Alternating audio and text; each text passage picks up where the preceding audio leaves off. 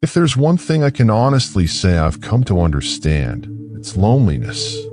I sometimes laugh at those survival shows where someone breaks down after just 2 weeks in the wilderness, unable to handle being alone. 2 weeks?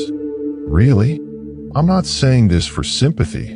I'm fine, thank you. But looking back, I'm deeply grateful for every season of solitude. Without it, I wouldn't be who I am today.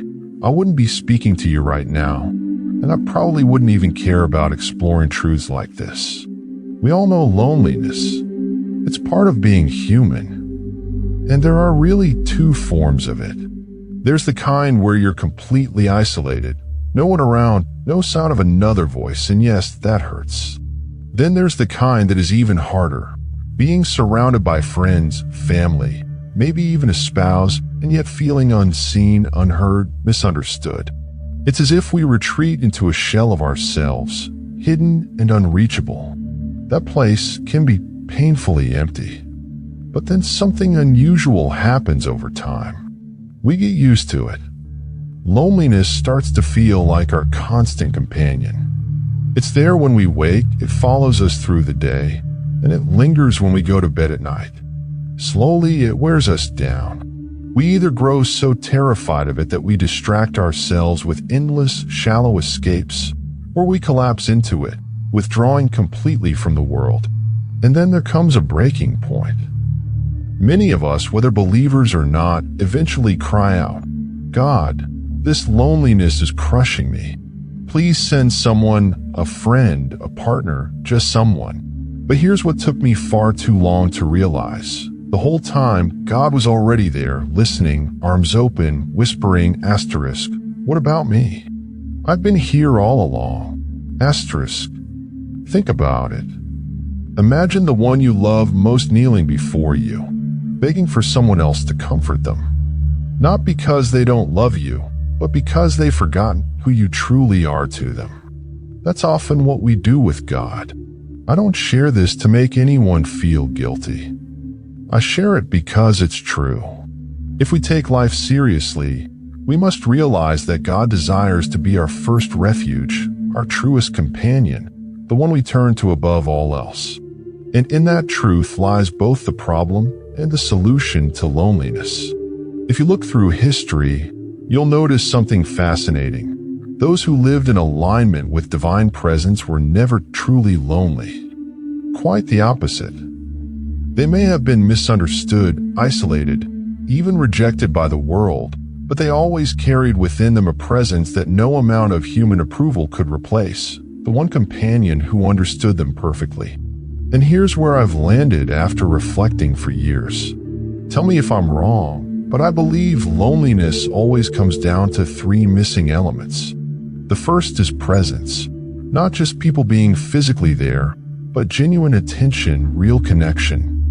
The second is understanding, or even deeper, acceptance, to be seen for who we really are at the core, not the mask we show the world. And the third is love. Every single human being longs to be loved, not with shallow, conditional affection, but with something real, enduring, and unconditional. And that, my friends, is what God's presence offers us every moment of our lives.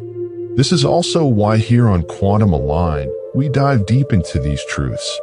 If these reflections resonate with you, consider supporting the channel.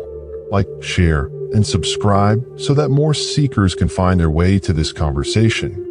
I like to think of loneliness as having 3 great inner vessels: presence, understanding, and love. When those tanks are empty, we feel lonely. When they are filled, we feel whole. The trouble is, we spend so much of life running around trying to get people, friends, partners, even family to fill those tanks.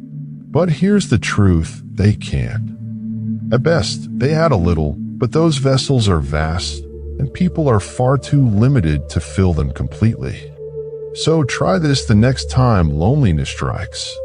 Think of those 3 things: presence, understanding, and love, Bill. First, presence. God is already here in every breath of your life. Right now, at this very instant, you are present to God, and God is present to you.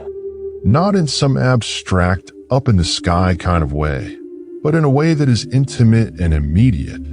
Imagine the way you hold someone dear in your heart and mind, focusing fully on them as though they were the only one in the universe. That is closer to how God holds you, complete, personal, and undivided attention. This presence is not one-sided. It becomes real when we also turn our attention to Him with a heart. In that, there is true connection. And here lies the second vessel, understanding. Many people imagine God doesn't really get what they're going through. In truth, it's the other way around. It's us who don't understand ourselves. God's knowledge of us is not external, like an observer or even a close companion. He understands us from within, deeper than we could ever grasp. He knows the countless joys, sorrows, motives, and tiny ripples that shape our souls. He knows us as we are, fully and perfectly. And here's the important distinction. God accepts you as His creation, your true identity, not the destructive distortions we sometimes let in. Sin, like a disease, doesn't define the child. Just as a loving mother would never embrace the cancer hurting her child, God never accepts the false things that damage us. But He always accepts you, the real you He created and sustains. Finally, there is love. For years, I struggled with this. People would say, "Don't worry, God loves you." And I would think, great, I feel miserable, my life is falling apart, I'm completely alone, so if this is love, I don't want it. But that was my mistake. I was measuring divine love with tiny human standards. If I felt good or had some worldly success, I thought, God must love me. If I suffered, I thought, maybe He doesn't. That mindset is narrow and self-centered. Love, in its truest form, is the willing of another's good. And what greater good can there be than existence itself? Imagine again holding someone you love deeply in your heart. Now imagine that it is your very act of loving them that keeps them in existence. The moment you withdraw your heart, they vanish. That is closer to how God loves you. The simple fact that you exist right now, in this instant, is living proof of His love and His focus on you. Just let that thought sink in for a moment. So whenever loneliness comes, return to those three things: presence, understanding, and love. Go to God as you would your closest friend, the one you can truly pour your heart out to. That's what He desires, that intimacy of trust and connection. The most extraordinary friendship possible is being offered, and it begins here in this life. Even if the entire world turned its back on you, you would still have the one friend who matters most. Even if no one ever noticed you again, you would still be seen with undivided attention. And even if you had the love of the whole world, it would pale next to the love that sustains you in existence. No spouse, no friend, no family member can ever fill those tanks. So go to the source. Take the pressure off others and off yourself. When we do that, we stop being desperate, needy, or dependent. We can finally enjoy real, meaningful relationships because we no longer demand from people what only God can give. And we can also recognize when certain connections aren't genuine, freeing us to choose wisely. And here's the amazing part. Once everything is in the right order, all your relationships improve. The heavy weight of loneliness begins to dissolve. What fills you from the inside starts overflowing into every interaction, transforming the way you see others and the way they see you. That's why here on Quantum Aligned, we keep diving deeper into truths like this. If these words resonate with you, don't just keep them to yourself, share them. Leave a like and subscribe so this community of seekers grows. Together, we remind one another the emptiness of loneliness can't be conquered by the world. It is healed only by aligning ourselves with the presence, understanding, and love of God. I want to leave you with one last thought. We all recognize loneliness, we can see it in others, and we've certainly felt it in ourselves. And if we are serious about reflecting the light of truth in this world, then we have a responsibility.